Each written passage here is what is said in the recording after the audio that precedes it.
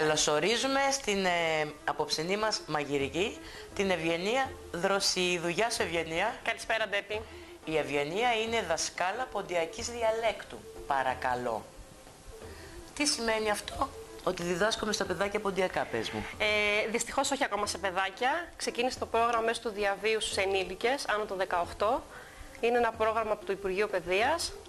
Στη Δράμα υπάρχουν 5 τμήματα. Υπάρχει πολύ μεγάλη συμμετοχή. Ευελπιστούμε ότι θα συνεχιστεί και του χρόνου. Και όσο δυνατόν περισσότερο να κρατήσουμε τις ρίζες μας. Και αφού είναι η Ευγενία μας δασκάλα ποντιακής διαλέκτου, εννοείται τι θα μας μαγειρέψει Ευγενία? Θα μαγειρέψουμε ένα πολύ παραδοσιακό ποντιακό φαγητό, το κεσκέκ όπως λέμε εμείς οι πόντιοι, ή αλλιώς κεσκέκι όπως το λένε οι Μικρασιάτες. Ή στην Καπαδοκία το λένε κουρπάνι, δηλαδή θυσία. Μάλιστα. Κεσκέκ σημαίνει κάτι? Είναι ο χυλός. Ο χυλός. Δεν σημαίνει απαραίτητα κάτι. Αυτό το φαγητό το μαγείρευε η μαμά μου στο σπίτι μας. Είναι πολύ παραδοσιακό φαγητό. Δεν μαγειρεύεται κάθε μέρα. Είναι, ας πούμε, όπως λέμε πάλι εμείς οι πόντιοι, είναι αγνιάρ. Μαγειρεύεται σπάνια, δηλαδή σε γαμήλιες δεξιώσεις τα Χριστούγεννα. Είναι ένα φαγητό που μπορεί να έχει μόνο 3 υλικά, αλλά έχει πολύ μεγάλη προεργασία. Απαιτεί χρόνο δηλαδή. Είναι πεντανόστιμο, απλά δεν έχει εμφάνιση, δεν έχει εμφάνιση. Όπως είναι και τα κιντέατα. Όπως είναι Ντέπη, τα περισσότερα φαγητά, τα ποντιακά δεν έχουν εμφάνιση. Αλλά είναι πολύ υγιεινά. Είναι πολύ υγιεινά όμως. Ναι. Είναι πολύ υγιεινά. Εμείς θα κοιτάξουμε να το κάνουμε. Έχουμε εδώ και πράγμα. Βλέπω ότι έχεις φέρει και πράγματα έτσι για να το στολίσουμε. Να το κάνουμε λίγο όσο πιο γκουρμέ γίνεται, ναι. Μπορούμε. Ευγενία, ποια είναι τα υλικά για το κεσκέκ? Τα υλικά μας είναι μισό κιλό σιτάρι ή κοκκία, όπως λέγονται στα ποντιακά, μισό κιλό κοτόπουλο, ο ζωμός από το βρασμένο κοτόπουλο, αγνό βούτυρο αγελαδινό, 250 γραμμάρια, αλάτι, προαιρετικά λίγο μπούκοβο και για το στόλισμα δεντρολίβανο. Μου είχες πει ότι όσο σιτάρι βάζουμε, τόσο δηλαδή μισό κιλό σιτάρι, πες μας λίγο αυτό. Η αναλογία πρέπει να είναι ίση, δηλαδή όσο κοτόπουλο βάλουμε, τόσο σιτάρι πρέπει να βάλουμε. Και το βούτυρο το μισό. Δηλαδή στο μισό κιλό σιτάρι 250 γραμμάρια βούτυρο. Πάμε να ξεκινήσουμε τη διαδικασία μας. Και τώρα ντο θα φτάμε, Ευγενία. Τώρα ντο θα φτάμε. Η προεργασία για το συγκεκριμένο φαγητό πρέπει να ξεκινήσει από την προηγούμενη μέρα. Καλό είναι το σιτάρι να το βάλουμε στο νερό για να σπάσει την επόμενη μέρα, ώστε να μην χρειαστεί πάρα πολλή ώρα να βράσει. Η επόμενη δουλειά που έχουμε να κάνουμε είναι να βράσουμε καλά το κοτόπουλο. Το έχουμε εδώ. Ορίστε, εμείς το έχουμε βράσει λόγω χρόνου. Και μετά να το στραγγίξουμε. Ώστε να μην μείνει κάποιο κοκαλάκι μέσα στο ζωμό. Και το επόμενο στάδιο είναι να ξεψαχνίσουμε το κοτόπουλο, ούτως ώστε να μείνει μόνο η ψύχα, να μην μείνει καθόλου κοκαλάκι. Καλό θα ήταν, Ντέπη, το κοτόπουλο να ξεψαχνιστεί ζεστό, δηλαδή όσο αντέχουν τα χέρια σου να το πιάσουν. Γιατί άμα κρυώσει και μετά δύσκολα θα αφαιρεθεί. Και την πετσούλα βγάζουμε, Ευγενία? Ναι, την πετσούλα δεν τη χρησιμοποιούμε, τη βγάζουμε. Γιατί δεν μου τα λες τα ποντιακά αυτά που μου λες? Δεν θέλεις να λέω στα ποντιακά. Αφού τον το φτάω τώρα, στα ποντιακά λέμε τσατσαλίζουμε την κοσάρα. Κοσάρα είναι η κότα. Τσατσάλισμα είναι το ξεψάχνισμα. Τώρα τσατσαλίζουμε την κοσάρα. Τώρα τσατσαλίζουμε την κοσάρα. Τα γράφω εγώ αυτά. Να τα γράψει. Είναι πολύ ωραία η γλώσσα μας. Είναι όντως. Και πρέπει να σου πω, Ντέπη, ότι τα ποντιακά, όχι ότι είμαι πόντια και το πενεύω, αλλά τα ποντιακά είναι η διάλεκτος που είναι πιο κοντά στην αρχαία ελληνική γλώσσα. Μάλιστα. Γι' αυτό το λόγο και γίνεται όλη αυτή η προσπάθεια για να διατηρηθεί η γλώσσα μας. Εσύ, Ευγενία, δεν είσαι από τη Δράμα, είσαι? Εγώ δεν είμαι από τη Δράμα, εμένα με κέρδισε η πόλη σας. Εγώ είμαι από την Κομοτηνή, ήρθα εδώ ως φοιτήτρια. Και με τράβηξε πολύ η πόλη σας και έμεινα εδώ. Τι σε τράβηξε? Εγώ. Κάνω και λίγο μουχαμπέτη. Είναι πολύ ζεστοί οι άνθρωποι στη Δράμα. Πολύ ζεστοί, πολύ καλοί. Και είναι ένα πολύ μεγάλο ποσοστό πόντι. Οπότε έχεις πολλά να κάνεις σε σχέση με αυτό που αγαπάς.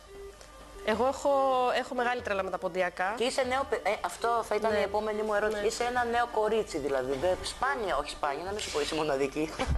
Ντέπη, γενικά στις διαλέκτους και στην παράδοση, δόξα τω Θεώ, στα ποντιακά έχει πάρα πολύ μεγάλη συμμετοχή από νεολαία. Θέλω να έρθω και με κάμερα εκεί που τα διδάσκεις τα ποντιακά. Ευχαρίστως. Για να το δείξουμε και αυτό στην εκπομπή. Ναι, με μεγάλη μου χαρά, όποτε θέλεις.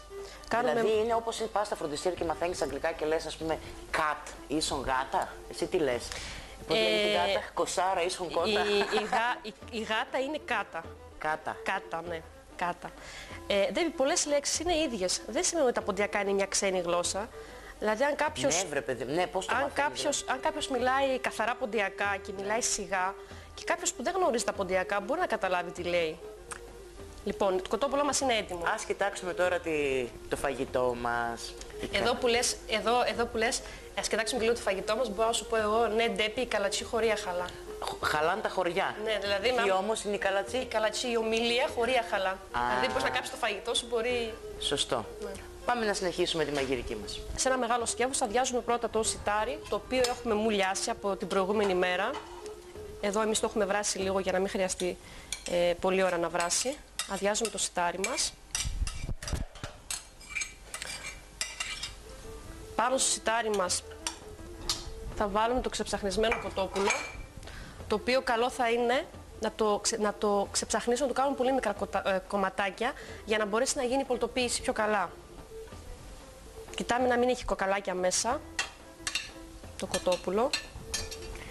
Γιατί βάζεις πρώτα το σιτάρι, Ευγενία? Γιατί το σιτάρι τραβάει πολύ το νερό. Αν βάλω το κοτόπουλο από κάτω και το σιτάρι από πάνω, δεν θα ψηθεί τόσο καλά. Πες, Ευγενία, αυτή την ερώτηση πόντι, εσύ που μου την έκανες. Εντάξει, δεν είμαι και η καλύτερη νοικοκυρά, δεν ξέρω και πάρα πολλά. Θεωρώ ότι αυτό είναι ο λόγος. Το ζωμάκι φαντάζομαι. Εδώ είναι ο ζωμός από το βρασμένο κοτόπουλο. Αυτόν ρίξ τον έτσι. Αυτό το ζωμό πρέπει οπωσδήποτε να το στραγγίξετε για να μην έχει κοκαλάκι μέσα, το ξαναλέω. Ρίχνεις και το ζωμό. Αυτό είναι το κύριο φαγητό και τώρα αυτό πρέπει να βράσει.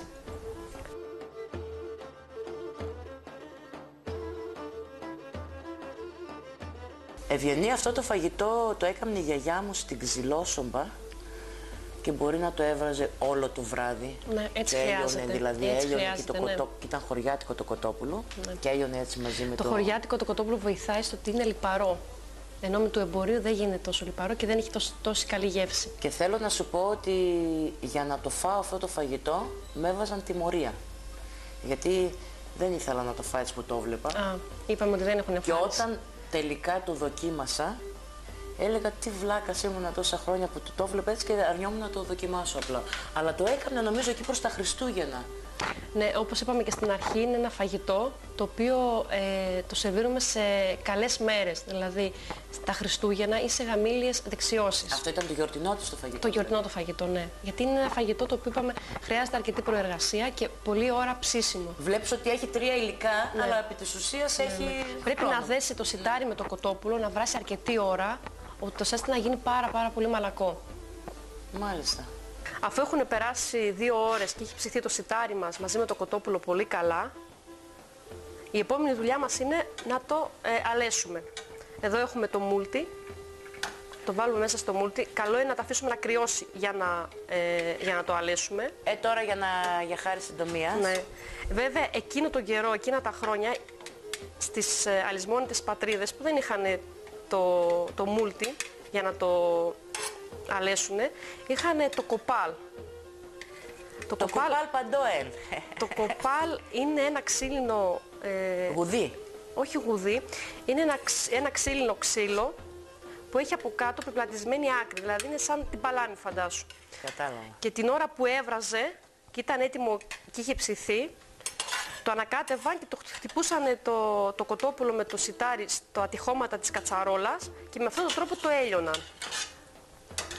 Ας μην βάλω άλλο εδώ μέσα, το κάνουμε στην επόμενη δόση. Θα το αλέσουμε καλά, θέλει καλό άλυσμα Ντέπη, το συγκεκριμένο φαγητό. Να γίνει σαν πουρέ, έτσι. Να γίνει σαν πουρέ, χυλός, ναι.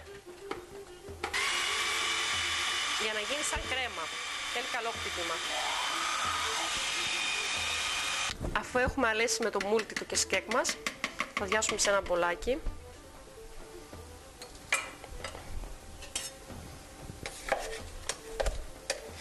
Βλέπετε ότι έχει γίνει σαν κρέμα. Ανάψαμε το τηγάνι μας για να κάψουμε το καλό το βούτυρο για να ρίξουμε πάνω στο κεσκέκ. Αδειάζουμε το κεσκέκ που έχουμε χτυπήσει, που είναι σαν κρέμα, στην κατσαρόλα.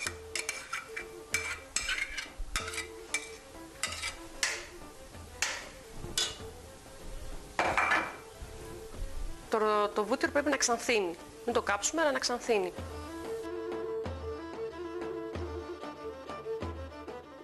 Όπως μπορείτε να δείτε, το βουτυράκι μας έχει ψιλοξανθύνει. Δεν χρειάζεται να το κάψουμε, αυτό είναι καλό. Εδώ έτσι. Μόλις είναι έτοιμο το βουτυράκι, ξανανάβουμε το κεσκέκ μας για να μην το κάψουμε. Δεν άψαμε πιο πριν για να μην το κάψουμε. Περιχύνουμε το κεσκέκ με το βούτυρο. Μυρωδιά. Και ανακατεύουμε. Δώσε τι κανάκι σε μένα.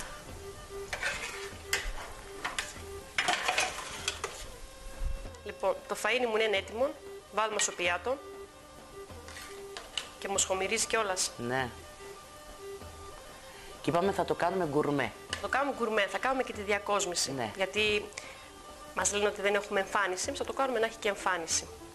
Σε παρακαλώ πολύ, δώσε μου μια χαρτοπετσέτα βρεγμένη, εκείνη η χαρτοπετσέτα που έχει τη βρεγμένη. Έλα. Γιατί έτσι δεν τα κάνουν σεφ, δεν τα καθαρίζουν γύρω για τα πιάτα. Το μπούκοβο είναι προαιρετικό. Οπότε τα βάλουμε εδώ στην άκρη, λίγο μπούκοβο, έτσι. Εγώ όσο πάω πλησιάζω. Μήπως έβαλες λίγο, να το βάλουν πιο πολύ, εγώ ξέρω, να μην χωθώ και εγώ είμαι του καυτερού, ακούς, όχι, γιατί ποτέ έτσι να του δώσουμε χρώμα το πιατάκι. Χρώμα, ναι, φυσικά. Για τερίτε... Για τερέστε αδάσο, πιάστε τους, το πιάτον επίκαμε. Για πέα. Απέω τώρα, περίμενε. Αλέγα. Για δοκίμασε.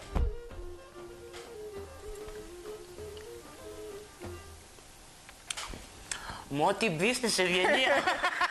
Σου άρεσε? Πάρα πολύ νόστιμο. Είναι πολύ νόστιμο φαγητό. Είναι υπέροχο. Αυτό είναι το κεσκέκ μας. Αυτά είναι φαγητά, κυρίες και κύριοι. Όχι ότι είμαι θαπόντιες, αλλά αυτό είναι φαγητό. Πεντανόστιμο. Ευχαριστούμε πάρα πολύ, Ευγενία. Εγώ ευχαριστώ πολύ για τη φιλοξενία. Να είσαι καλά.